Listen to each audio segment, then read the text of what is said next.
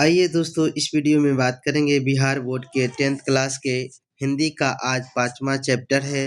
तो जो लोग 4 चैप्टर तक नहीं देखे हैं तो प्लेलिस्ट में जाकर वीडियो को देख सकते हैं, क्योंकि दोस्तों यही सारे प्रश्न आपको परीक्षा में सीधे पूछ लिए जाते हैं। तो चलिए बिना किसी देर के वीडियो को शुरुआत कर लेते हैं।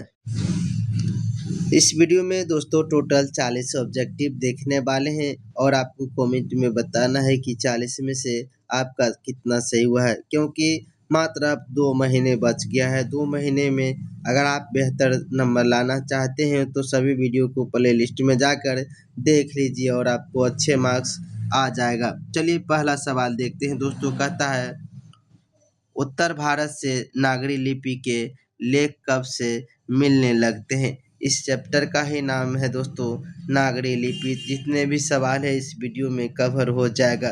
तो भारत कहता है उत्तर भारत में नागरी लिपि के लेख कब से मिलते हैं, तो आपको याद रखना है ये 8वीं सदी से मिलते हैं।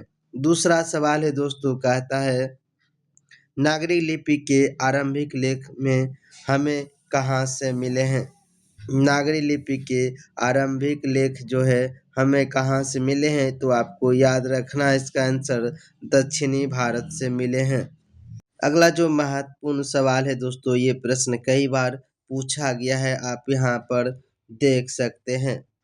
सवाल है, बेतमा दानपत्र किस समय का है। ये बेतमा दानपत्र किस समय का है, तो आपको याद रखना है ये 1020 ईस्वी का है। अगला जो हमारा सवाल सबसे महत्वपूर्ण सवाल है दोस्तों, कई बार पूछा गया है, हिंदी के आदि कवि कौन है। हिंदी के आदि कवि कौन है, तो आपको इसका आंसर याद रखना है चंद बरदाई हिंदी के आदि कवि थे। अगला जो महत्वपूर्ण सवाल है, सरहपाद की कौन सा कृति है। सरहपाद की कौन सा कृति है, तो आपको इसका आंसर याद रखना ये दोहा कोश है। सवाल है दोस्तों, हिंदी कौन सा लिपि में लिखी जाती है। हिंदी लिखी जाती है कौन सा लिपि में, तो आपको याद रखना है ये देवनागरी लिपि में लिखी जाती है। अगला जो सवाल है दोस्तों, कहता है नागरी लिपि पाठ के लेखक कौन है। नागरी लिपि पाठ के लेखक कौन है, तो आपको इसका आंसर याद रखना है गुणाकर मोले जो हैं ये नागरी लिपि पाठ के लेखक हैं। अगला जो दोस्तों सवाल है, ईसा की 14वीं 15वीं सदी के विजयनगर के शासकों ने अपने लेखों की लिपि को क्या कहा था। ईसा की 14वीं 15वीं सदी के विजयनगर के शासकों ने अपने लेखों को लिपि को कहा है, कौन सा लिपि में कहा है, तो इसका आंसर यहाँ पर हो जाएगा नंदी नागरी लिपि कहा है। अगला जो सवाल है दोस्तों, कहता है 12वीं सदी के केरल के शासकों के सिक्कों पर तीर केरलस्य जैसे शब्द लिपि में अंकित है, तो ये कौन सा लिपि में है, तो आपको इसका आंसर याद रखना है ऑप्शन नंबर यहाँ डी हो जाएगा, देवनागरी लिपि हो जाएगा। अगला जो सवाल है दोस्तों, कहता है दोहा कोश किसकी रचना है। दोहा कोश किसकी रचना है, तो आपको इसका आंसर यहाँ पर हो जाएगा दोस्तों 10 का जो ए हो जाएगा, ये सरहपाद की रचना है। अगला सवाल देखते हैं, अगला सवाल देखते हैं। सभी सवाल महत्वपूर्ण है, वीडियो को ध्यान से 1 से 2 बार देख लीजिएगा, तो आपको परीक्षा में गारंटी है कि सभी सवाल बन जाएंगे।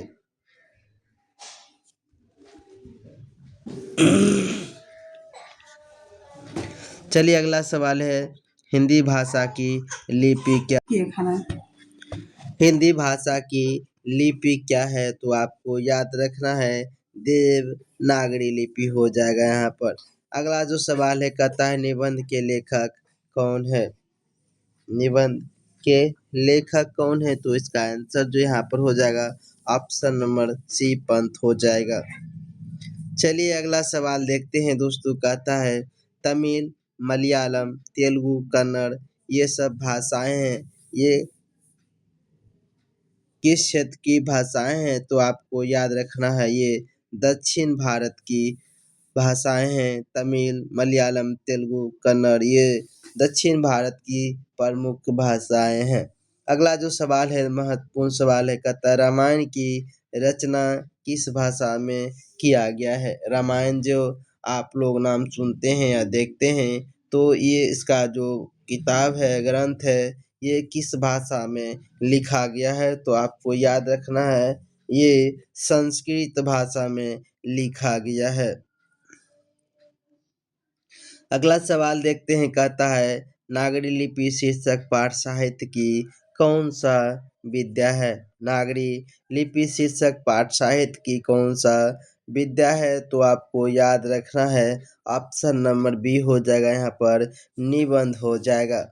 सूर्य नामक पुस्तक किसकी रचना है। सूर्य नामक पुस्तक का लेखक कौन है तो आपको इसका आंसर याद रखना है गुणाकर मूले हैं।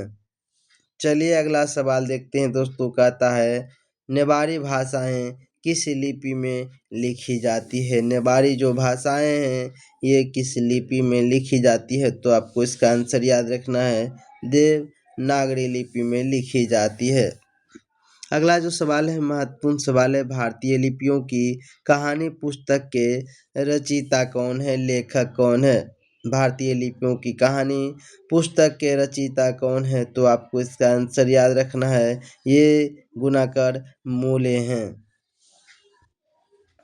अगला सवाल देखते हैं दोस्तों, कहता है हिंदी तथा इसकी विविध बोलियां किस लिपि में लिखी जाती है। हिंदी तथा इसकी विविध बोलियां किस लिपि में लिखी जाती है तो आपको याद रखना है इसका आंसर हो जाएगा देवनागरी लिपि हो जाएगा।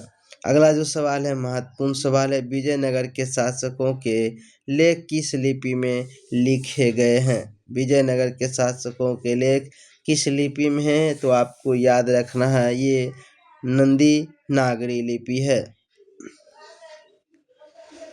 अगला जो सवाल है दोस्तों, कहता है फटाफट सभी 40 प्रश्नों को कवर करेंगे तो वीडियो को साथ में लाइक करते जाना है। परमार शासक भोज कहाँ के रहने वाले थे। परमार शासक भोज कहाँ के रहने वाले थे तो आपको इसका आंसर याद रखना है ये धारा नगरी के रहने वाले थे।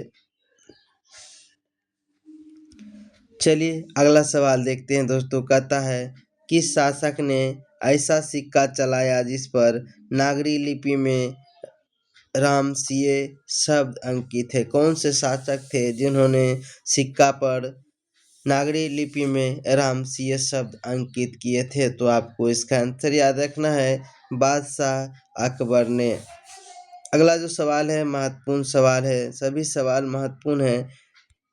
चंद्रगुप्त द्वितीय जिसको हम लोग विक्रमादित्य का व्यक्तिगत नाम क्या था। चंद्रगुप्त द्वितीय जिसको हम लोग विक्रमादित्य भी कहते हैं तो इसका व्यक्तिगत नाम क्या था दोस्तों, मूल नाम क्या था तो आपको याद रखना है इसको देव व्यक्तिगत नाम है।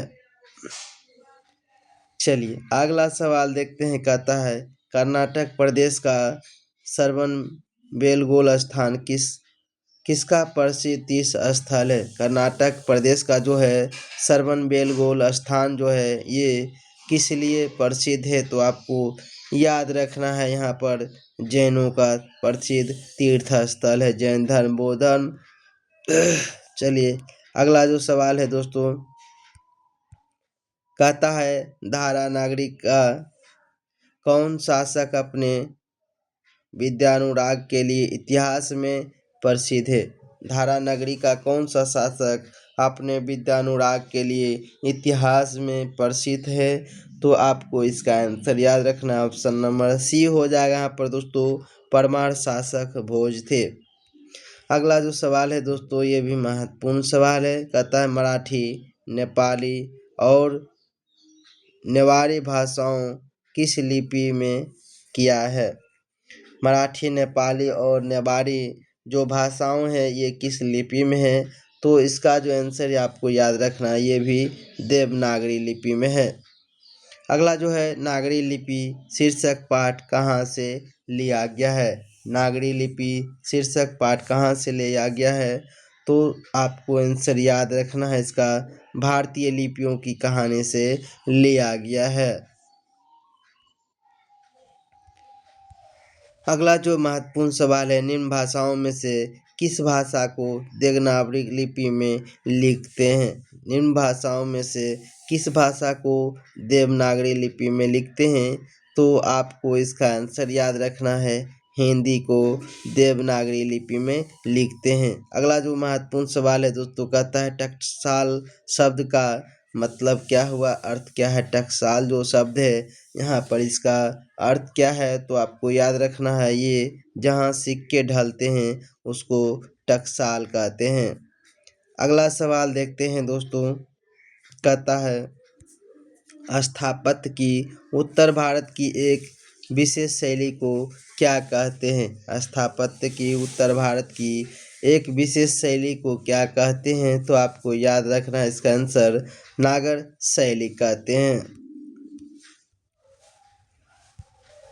अगला जो महत्वपूर्ण सवाल है दोस्तों, कहता है बादशाह अकबर ने जो सिक्का चलाया था उस पर किसकी आकृति अंकित है? बादशाह अकबर ने जो सिक्का चलाया था उस पर किसकी आकृति अंकित है, छाप अंकित है? तो आपको इसका आंसर याद रखना है, राम सीता का उस पर चित्र प्रस्तुत किया गया है। चलिए अगला सवाल देखते हैं दोस्तों, कहता है हस्तलिपि किसे कहते हैं? हस्तलिपि किसे कहते हैं? शॉर्ट में भी आपको 2 नंबर वाला में ये क्वेश्चन आता है। तो हस्तलिपि किसे कहते हैं? तो आपको याद रखना है, हाथ की लिखावट को हस्तलिपि कहते हैं। आइए अगला सवाल देखते हैं, बादशाह अकबर ने जो सिक्का चलाया था उस पर कौन शब्द अंकित था? बादशाह अकबर ने जो सिक्का चलाया था उस पर राम सीता का फोटो था, लेकिन वहाँ पर कहता है कौन शब्द अंकित है? तो आपको याद रखना है, इसका आंसर हो जाएगा रामसिंह शब्द का प्रयोग किया गया है। आइए अगला प्रश्न देखते हैं, गुणाकर मूल्य किस निबंध के रचयिता हैं? बहुत बार ये प्रश्न आपको पूछा गया है, गुणाकर मूल्य किस निबंध के रचयिता हैं? तो आपको इसका आंसर याद रखना, ये नागरी लिपि के रचयिता हैं। अगला जो प्रश्न है, देवनागरी लिपि में मुद्रण के टाइप कब बने? देवनागरी लिपि में मुद्रण के टाइप कब बने थे? तो आपको याद रखना है, इसका आंसर ऑप्शन नंबर ए हो जाएगा, 2 सदी से पहले इसका मुद्रण किया गया। नेक्स्ट क्वेश्चन है दोस्तों, कहता है नागरी लिपि कब एक सार्वदेशिक लिपि थी? नागरी लिपि कब एक सार्वदेशिक लिपि थी? तो आपको याद रखना है, यहाँ पर 8वीं 9वीं सदी में ये सार्वदेशिक लिपि थी। अगला जो महत्वपूर्ण प्रश्न है, पहले दक्षिण भारत की नागरी लिपि क्या कहलाती थी? पहले दक्षिण भारत की नागरी लिपि क्या कहलाती थी? तो आपको इसका आंसर याद रखना है, नंदी नागरी कहलाती थी। अगला जो महत्वपूर्ण सवाल है, हिंदी के आदिकाल के कवि का क्या नाम था? हिंदी के आदि कवि का क्या नाम था? ये प्रश्न आपको बहुत बार पूछा जाता है, तो इसको याद रखना है, ये सरहरपाद थे। कौन थे? सरहरपाद थे, ये आदि कवि के लेखक थे। अगला जो महत्वपूर्ण यहाँ पर प्रश्न है दोस्तों, कहता है गुणाकर मूल्य का स्वर्गवास कब हुआ? यानी गुणाकर जो मूल्य थे उनका मृत्यु कब हो गया था? तो आपको याद रखना है, 2009 में उनका मृत्यु हो गया था।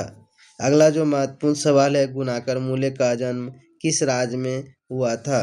गुणाकर मूल्य का जन्म किस राज्य में हुआ है? तो आपको याद रखना है, ये महाराष्ट्र राज्य में जन्म हुआ था। अगला जो सवाल है, गुणाकर मूल्य का जन्म कब हुआ था? तो आपको इसका आंसर याद रखना है दोस्तों, ये 1935 में जन्म हुआ था। तो दोस्तों ये था 41 महत्वपूर्ण प्रश्न। वीडियो को कर दीजिए लाइक। मिलते हैं एक नए वीडियो के साथ। जय हिंद।